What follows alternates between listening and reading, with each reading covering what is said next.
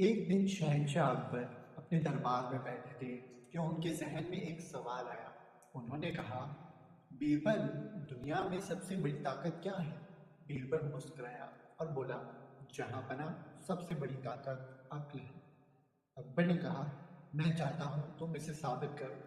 बीरबल ने सर झुकाया और कहा, कल मैं आपको जवाब दूंगा, जहांपना। अगले दिन बीरबल ने दरबार में एक जबरदस्त पहलवान को बुलाया जो बहुत ताकतवर था। उसके सामने एक छोटा सा होशियार लड़का खड़ा कर दिया। अकबर हैरान हो गए और बोले, ये क्या कर रहे हो बीरबल? कि बच्चा इस पहलवान के सामने कुछ नहीं कर सकता। बीरबल मुस्कुराया और लड़के को इशारा किया। लड़के ने चालाकी से पहलवान के जूते की तस्में आपस में बांध दी। जब पहलवान खड़ा होने लगा तो धड़ाम से जमीन पे गिर गया। दरबार कह कहे से गूंज उठा।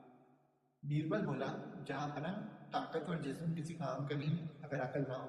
यही दुनिया की सबसे बड़ी ताकत है। अकबर ने हंसते हुए बीरबल की जान की दाद दी और उसे इनाम दिया।